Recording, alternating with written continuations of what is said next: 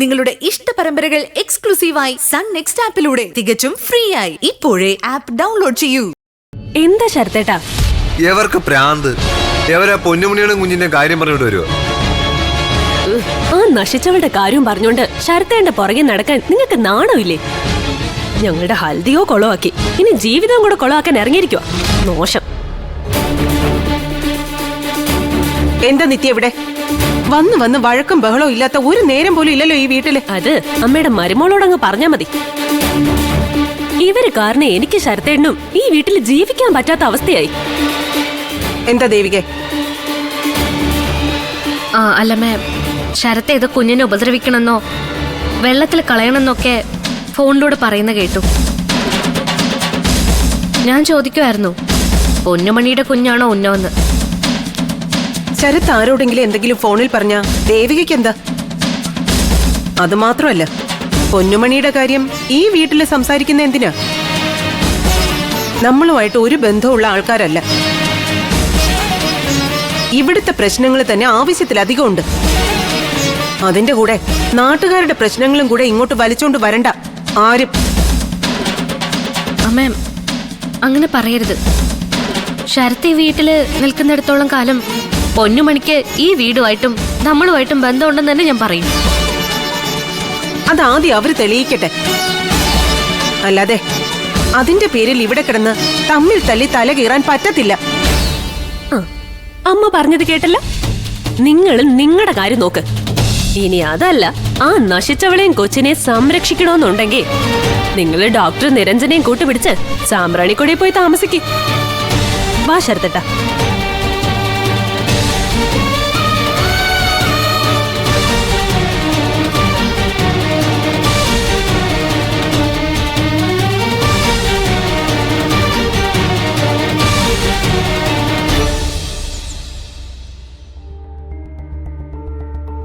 നാളെയല്ലേ നമ്മള് സിദ്ധാർത്ഥന്റെ വീട്ടിൽ പോകുന്നത്? നീയല്ലേ അക്ഷര എന്റെ ട്രിപ്പുകൾ ഇപ്പൊ ചാർട്ട് ചെയ്യുന്നത്.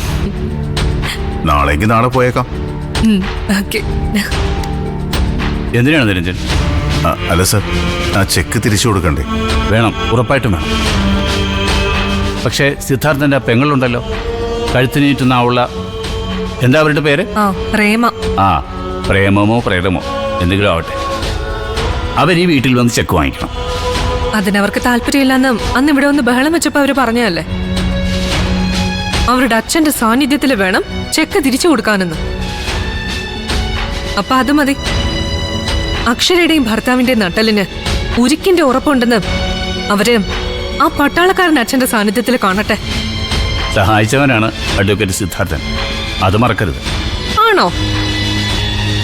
അഡ്വക്കേറ്റ് സിദ്ധാർത്ഥൻ ഇന്ന് ജീവിച്ചിരിക്കുന്നതേ ആരുടെ സഹായം കൊണ്ടാണെന്ന് ഡാഡിക്ക് അറിയില്ലേ? സർ, ഈ കാര്യത്തിലൊരു തർക്കം വേണ്ട. ഞങ്ങൾ പോകുന്നു, ചെക്ക് തിരിച്ചു കൊടുക്കുന്നു, സന്തോഷത്തോടെ ഒരു ചായ കുടിച്ച് പിരിയുന്നു. അത്രേ ഉള്ളൂ.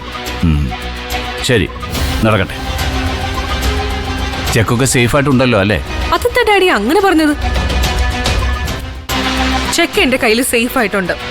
ഞാൻ വെറുതെ പറഞ്ഞതാണ്. ഊരി വയ്ക്കുന്ന മുട്ടുകമ്മൽ പോലും മറന്നു പോകുന്നവളാണല്ലോ നീ, അതുകൊണ്ടൊന്ന് ഓർമ്മിപ്പിച്ചതേ ഉള്ളൂ. ശരി, പോയിട്ട് വാ.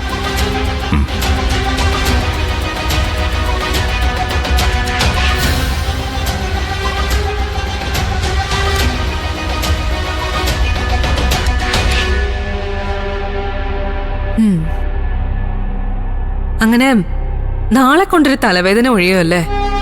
അതെ, സിദ്ധു ആത്മാർത്ഥമായിട്ട് എന്ന ചെക്ക് ഒരു മാൻഡ്രേക്കിനെ പോലെ ആയിരുന്നു അല്ലേ?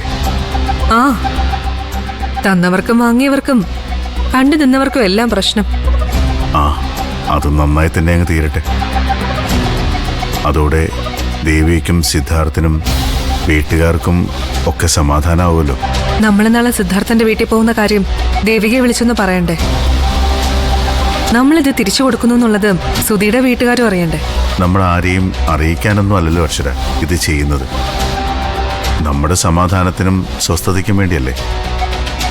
അതെ, പക്ഷെ അറിയിക്കേണ്ടവരെ അറിയിക്കണം. ഒരു തെറ്റും ചെയ്യാതെ എല്ലാവരുടെ മുന്നിൽ നിങ്ങൾ ഇത്രയും ദിവസം തല കുനിച്ചു നിന്നില്ലേ? ഇനി അത് വേണ്ട. പറ്റിയാൽ ദേവിക കൂടി വരട്ടെ നാളെ അങ്ങോട്ട്. അപ്പോ എല്ലാവർക്കും എല്ലാം നേരിട്ട് കണ്ട് ബോധ്യപ്പെടുമല്ലോ. അത് വേണ്ട അക്ഷര. ദേവിക ഇപ്പോഴും നമ്മളെ അവിശ്വസിച്ചിട്ടില്ല. ആ സ്ഥിതിക്ക് അങ്ങോട്ട് വരാനൊക്കെ പറഞ്ഞാൽ അതൊരു ഇൻസൾട്ടിംഗ് ആയിട്ട് ദേവികയ്ക്ക് തോന്നും. മാത്രമല്ല അത് സിദ്ധുവിൻ്റെ ചേച്ചിയും അനിയത്തിയും അടുത്ത വഴക്കിനുള്ള ആയുധമാക്കും. എന്നാലും സുധിയുടെ അച്ഛനോടെങ്കിലും ഒന്ന് പറയാതെ എങ്ങനെയാ? ആദ്യം പോയി ചെക്ക് കൊടുത്ത് സിദ്ധുവിൻ്റെ വീട്ടിലെ പ്രശ്നം സോൾവ് ചെയ്യാം.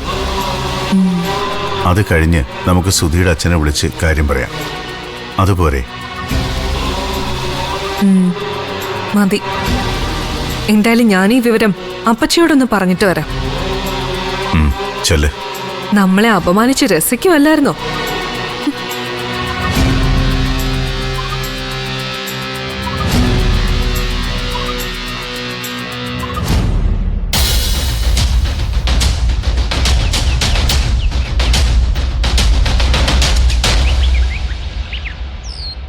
അക്ഷര മാഡത്തിന്റെയും നിരഞ്ജൻ സാറിന്റെയും കല്യാണത്തിന്റെ പിറ്റേന്ന് നിരഞ്ജൻ സാറ് ബാംഗ്ലൂരേക്ക് പോവാച്ചാ. ആശുപത്രിയിലേക്കുള്ള എക്യുപ്മെന്റ്സ് ഒക്കെ വാങ്ങിക്കാൻ വേണ്ടിട്ട്.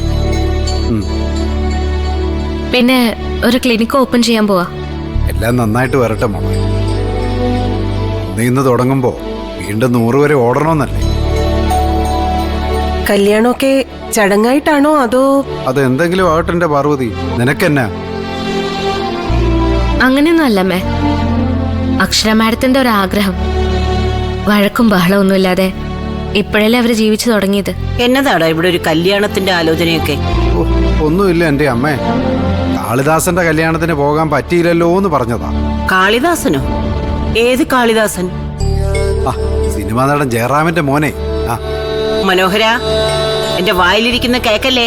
അയ്യോ അമ്മേ, അക്ഷര മേഡവും നിരഞ്ജൻ ഡോക്ടറും വീണ്ടും കല്യാണം കഴിക്കുന്ന കാര്യം കഴിഞ്ഞ ദിവസം പറഞ്ഞില്ലേ? അത് പറയായിരുന്നു. അത് ഇവിടെ ചർച്ച ചെയ്യുന്ന എന്തിനാ? ഈശയില് കാശുള്ളവൻ അങ്ങനെ പല കോക്കാമ്പീച്ചിയും കാണിക്കും. അല്ല പാർവതി, നിനക്കും തോന്നുന്നുണ്ടോ മനോഹരൻ നിന്നെ ഒന്നുകൂടി കെട്ടണമെന്ന്? കെട്ടിയിട്ട് കാര്യമില്ലല്ലോ, അമ്മായിയമ്മ മാറുന്നില്ലല്ലോ. ഇവളായിരിക്കും കല്യാണം നടത്തിപ്പുകാരി. അല്ല, അത് വേണമല്ലോ. കുടുംബം കുട്ടിച്ചോറാക്കിയതിന്റെ പ്രായശ്ചിത്തം ചെയ്യണ്ടേ? എന്തിനാ മുത്തശ്ശി വെറുതെ എനിക്കിട്ട് കുത്തുന്നത്? ഞാൻ ആരുടെയും കുടുംബം കുട്ടിച്ചോറാക്കിയിട്ടില്ല. ആരുടെയും ചോറിൽ മണ്ണ് വാരി ഇട്ടിട്ടുമില്ല. എല്ലാവരും സന്തോഷത്തോടെ ജീവിക്കണമെന്നേ ഞാൻ ആഗ്രഹിച്ചിട്ടുള്ളൂ. ആ മനസ്സിന്റെ മാഹാത്മ്യം കൊണ്ടാണടി ഇവിടുത്തെ ചെറുക്കൻ ചത്ത് മോളിലിരിക്കുന്നത്. അമ്മേ, എന്തോന്ന് കുമ്മ? യോഗമുള്ളവരുടെ കഴുത്തിൽ താലി വാഴും, അല്ലാത്തവരുടെ കഴുത്തിലെ ചത്ത് കെട്ടിക്കിടക്കും ഒരു പണവിടെ പൊന്നായിട്ട്.